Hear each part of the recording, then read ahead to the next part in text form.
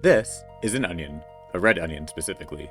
Onions are a key feature of the Pikmin series, as they allow players to grow more Pikmin, and just as importantly, store Pikmin and keep them safe from the dangers of the night. But what if we played Pikmin without using the onions? By this, I mean never accessing the onions to take out Pikmin. Would it still be possible to beat the game this way? And not just beat the game, but collect all 30 ship parts?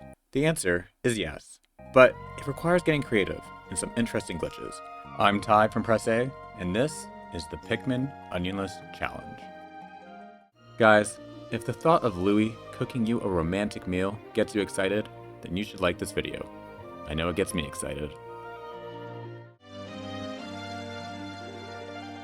Day 1 of this challenge starts out as normal. We build up our red Pikmin numbers to 25, the highest amount possible on day 1, and collect the main engine.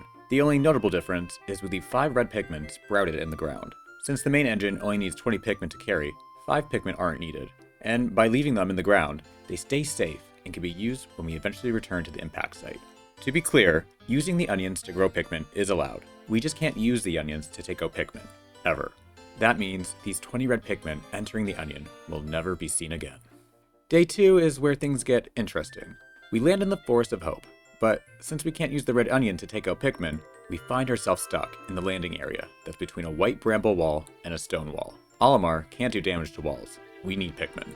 So naturally, we're going to clip out of bounds. To do this, we need to move this pellet up against the wall here. Moving objects typically requires Pikmin, but if you've been around this channel for a while, you'd already know we can move objects with just Olimar, and this is known as object nudging. By lying down next to an object, such as a ship part or a pellet in this case, that object can move slightly. This happens because when lying down, Olimar is considered a carryable object, and 2 carryable objects push each other off. But this process must be repeated several times to move an object any significant distance. Olimar can only lie down on day 2 or later, which is perfect timing for this challenge, as it allows us to slowly nudge the pellet against this wall. Once the pellet was close enough to the wall, next, we take Olimar and lie down between the wall and the pellet, which clips Olimar out of bounds and onto the ledge. This happens because when 2 carryable objects overlap like this, they push against each other, and there's nowhere else for Olimar to go but up and out of bounds. From here, we run up the tree root and make our way back in bounds where we meet the yellow Pikmin. And spoiler alert, they will be the only Pikmin type we use in the Forest of Hope. At this point, there wasn't too much time left in the day, so I focused on building the yellow Pikmin numbers, making sure to keep the majority of the Pikmin in the ground so that we can use them the next day. The Pikmin I did pull out of the ground, I used to collect bomb rocks, an ability exclusive to yellow Pikmin, and use the bombs to break down gates and kill spotty bulborbs, which are a great source for more Pikmin. On day 3, we have to immediately head back to the area where the yellow onion was discovered. As soon as they're all plucked, we head to the cardboard box here and throw 10 yellow Pikmin on top of the box. The game's intention is to use blue Pikmin to cross the water here to the other side, but because the yellow Pikmin are lighter than reds and blues, they can be thrown higher and on top of the box, then whistled to the other side so that they can push the box out of the way. With the box out of the way, we can make our way to this area that has 2 burrowing snagrets, and kill the one that has the Geiger counter. The strategy here is to wait to attack until the burrowing snagret gets its head stuck when popping out of the ground, and then swarm it. While the Pikmin carry the Geiger counter back to the ship, we collect more bomb rocks and use them to kill more spotty bulborbs and to break down more gates, including the one protecting the extraordinary bolt. With a little time left in the day, we bring this part back to the ship and ensure we have enough Pikmin in the ground ready to use for the next day. We also build the first of the 2 bridges that lead to the Sagittarius. That means, going into day 4, we have only collected 2 ship parts in the Forest of Hope, leaving 6 parts left to collect. And the goal was to collect all 6 in one day. This might seem ambitious and possibly unnecessary, given that in Pikmin, you have 30 days to collect all the required ship parts. But in this onionless challenge, we actually don't have as much time as we think. You'll see why that is later in the video, but just know, it's important we collect as many ship parts as possible, as quickly as possible. Most of the remaining parts are easy to collect as they are just lying out in the open, but there were 2 that required getting creative. We had already built the first bridge leading to the Sagittarius, but the second bridge is on the other side, and typically requires blue Pikmin to bring through the water to reach. But we can just throw our yellow Pikmin into the water and then whistle them to the other side before they drown. Well, most of them. And then throw them to start building the bridge. And that's how we start day 4, so that while we collect the remaining parts, the bridge is slowly being built. The next part that requires getting creative is the radiation canopy, which to reach requires blue Pikmin to break down the bramble gate here in the water. Except we don't actually need blue Pikmin. Instead, we can just throw yellow Pikmin holding bomb rocks on top of the gate, which causes them to drop the bomb on the gate and break it down. From there, we can just throw the Pikmin on the ledge here, and then get up to them, now that the gate is broken down. It's important when throwing Pikmin with bombs that you touch them instead of whistling them. Otherwise, they drop the bomb and it sets off. And then it's just distracting the armored cannon beetle while the Pikmin carry the part. By the end of the day, we were able to collect the 6 remaining parts. And with that, the Forest of Hope was fully completed, using only yellows. Well done, yellows.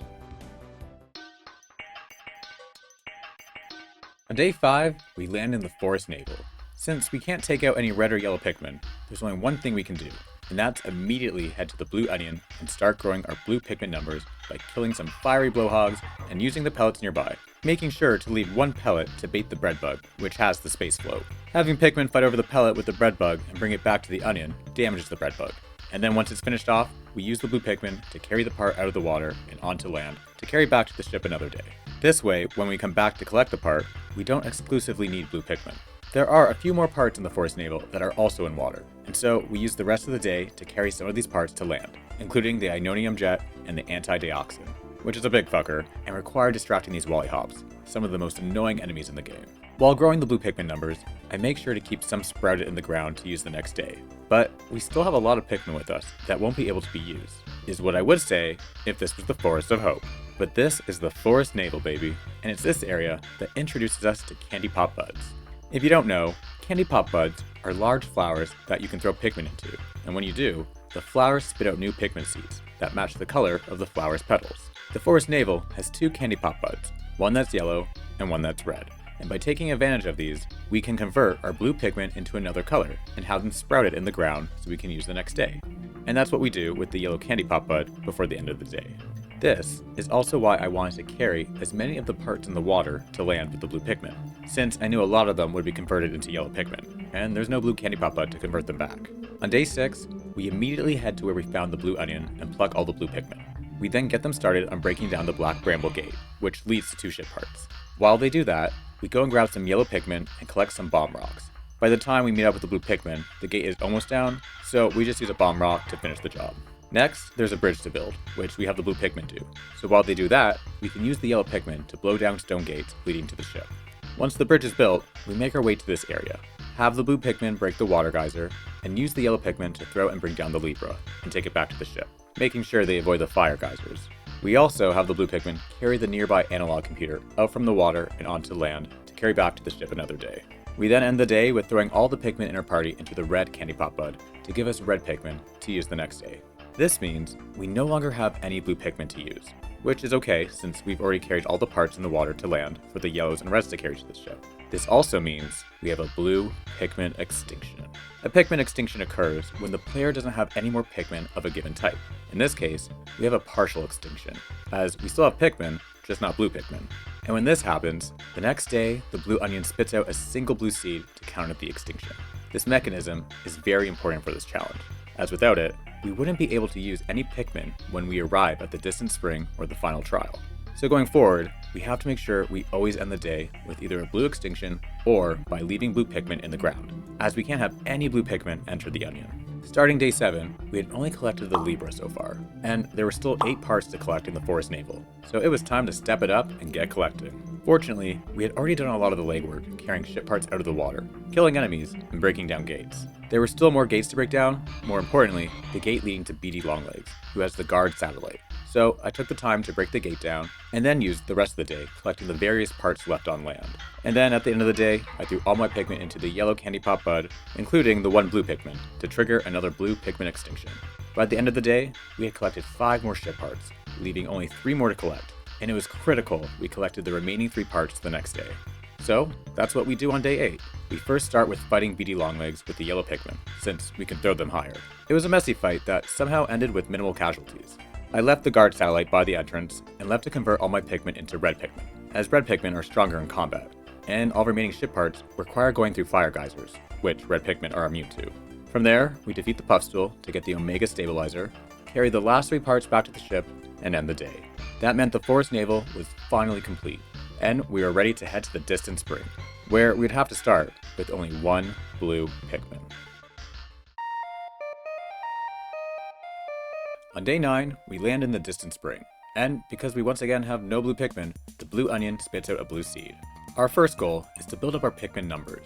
We start by going to this area where 3 shearwigs pop out of the ground. Holding the Pikmin, we bait the shearwigs into the water, which causes them to take damage, making them vulnerable and easier to kill with our 1 Pikmin. Shearwigs are also a good source of Pikmin, as 1 shearwig produces 4 Pikmin seeds and only requires 1 Pikmin to carry. By bringing the 1 shearwig back to the blue onion, we go up from 1 Pikmin to 5. We then go back to collect the other 2 shearwigs, and then take the other 3 Pikmin to kill and carry back the shearwigs from this area, making sure to distract the yellow Wollihop and spotty ballbears. After this, we set our eyes on the nearby puffy blowhog, as killing it means getting 5 pellets, which is pretty huge for building our Pikmin numbers, especially when 2 of them are blue. From here, we take 30 Pikmin, flour them up, and get them to build this bridge. Doing all this pretty much takes up the entire day, so I then take 10 blue Pikmin and convert them into yellow Pikmin, using the yellow candy pop bud here, so that we can go around collecting bomb rocks the next day. I then finish the day by throwing the rest of the blue Pikmin into the blue candy pop bud, so that they can be used the next day. This is how we'll be ending all our days here in the distant spring. We start day 10 by grabbing the yellow Pikmin and collecting bomb rocks, while trying to avoid the puffy blowhog and snitchbug, the most annoying enemy in the distant spring.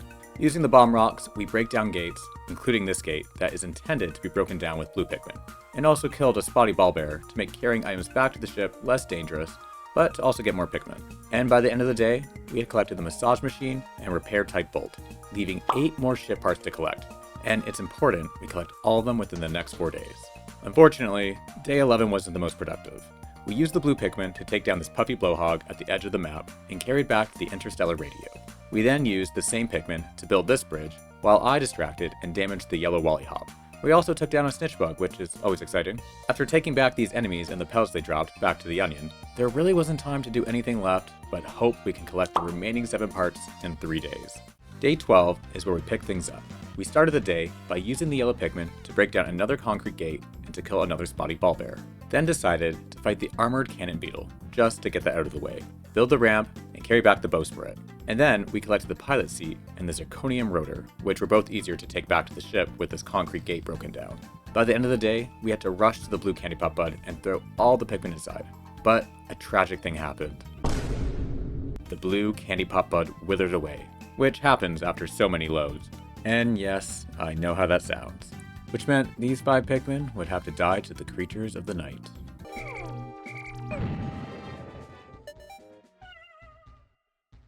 It's day 13, and we had to hustle to collect the last 4 parts. We start with collecting the gluon drive, as it's the closest to the ship, but also the heaviest, requiring 50 Pikmin to carry. We then take all our blue Pikmin and make our way to collect the Ionium Jet number 2. I probably should have distracted those water dumples. The last 2 parts, the Chrono's reactor and UV lamp, are intended to be collected with the help of yellow Pikmin, but we're going to collect these parts using only blues.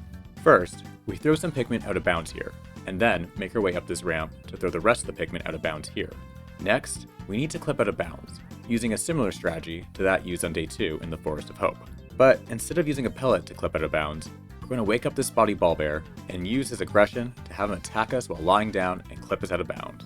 I'm not sure if I mentioned this before, but when Olimar is lying down, we don't take damage from enemies, likely because Olimar is considered a carryable object when lying down.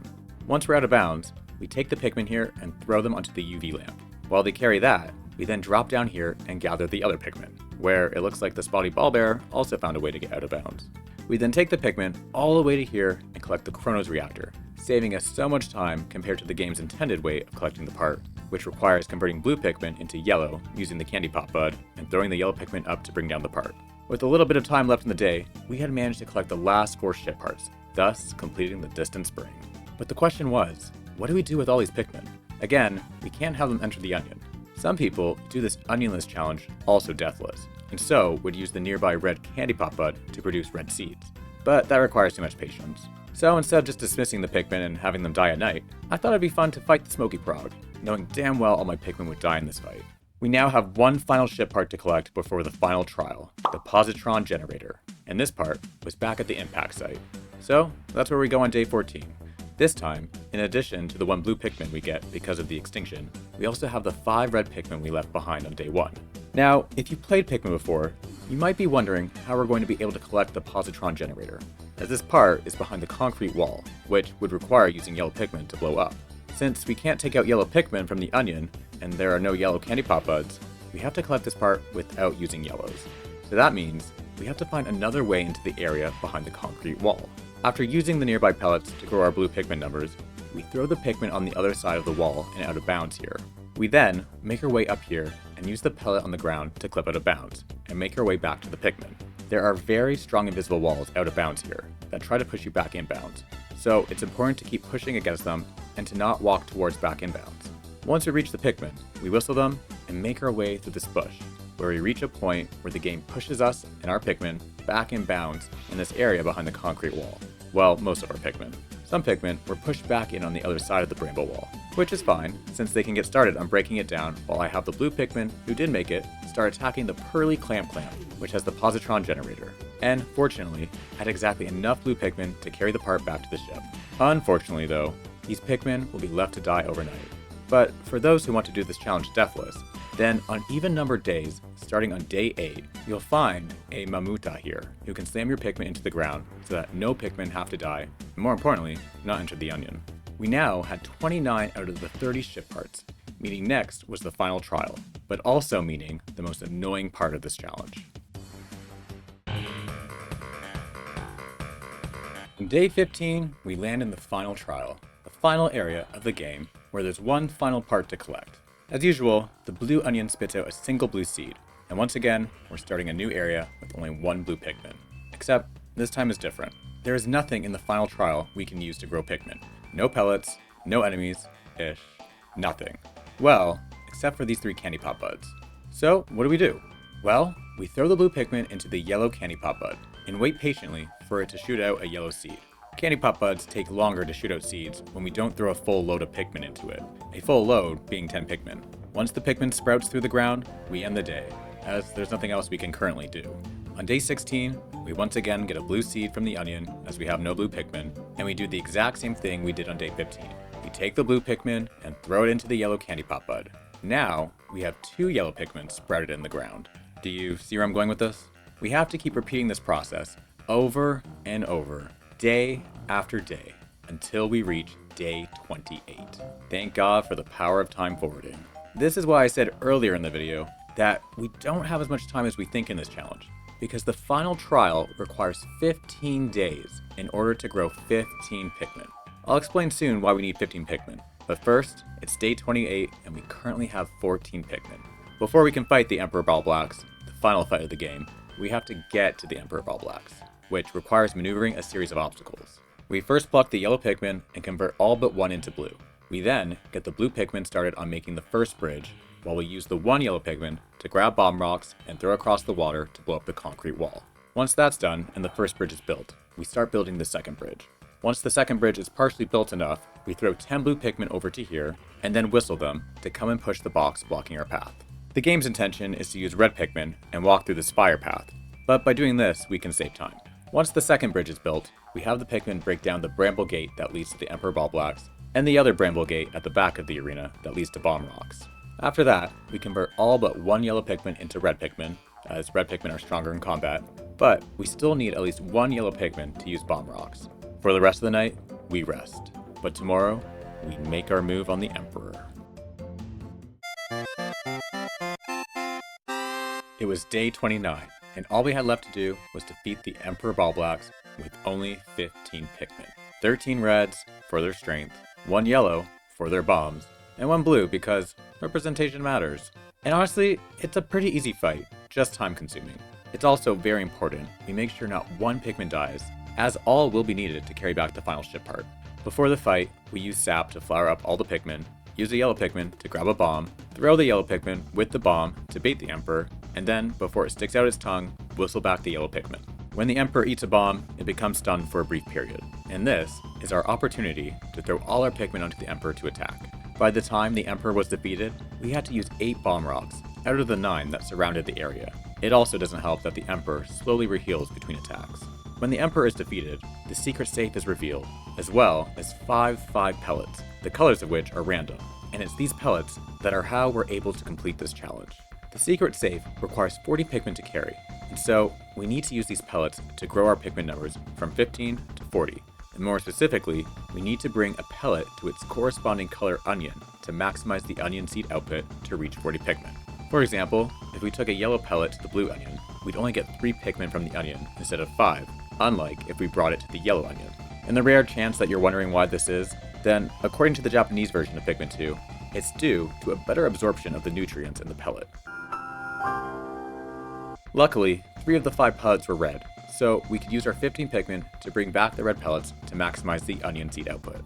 The other 2 pellets were blue, so we had to use the blue candy pop bud to convert 10 Pikmin into blues, so the blue Pikmin would take the blue pellets back to the blue onion. The only problem was, we didn't have enough time in the day to defeat the Emperor bulblax, carry back the pellets, use the candy pop buds, grab the last 2 pellets, and then bring back the secret safe to the ship. We would have to defeat the Emperor bulblax a lot faster if that was going to happen. But then it dawned on me, it was only day 29. We still have one more day to collect the final part. It was only important that we collect all the pellets, which we do, otherwise they would be gone the next day. And so on day 30, we return to the final trial, where we have the full day to pluck our 40 Pikmin and carry the secret safe to the ship. And that's the Pikmin onionless challenge. Fun fact, this challenge is not possible in the Japanese version of the game, as the secret safe in that version requires 85 Pikmin to carry for some reason. Before I sign off, I just want to give a shout out to Pikmin speedrunner MoKG. A lot of the strategies I used in this challenge I learned from watching MoKG, who is a lot more impressive to watch, as he can complete the challenge in only 23 days, compared to me who needed all 30 days. He also does the challenge deathless, making it even more impressive. I've linked his video in the description if you want to check that out. But yeah, that's it for me.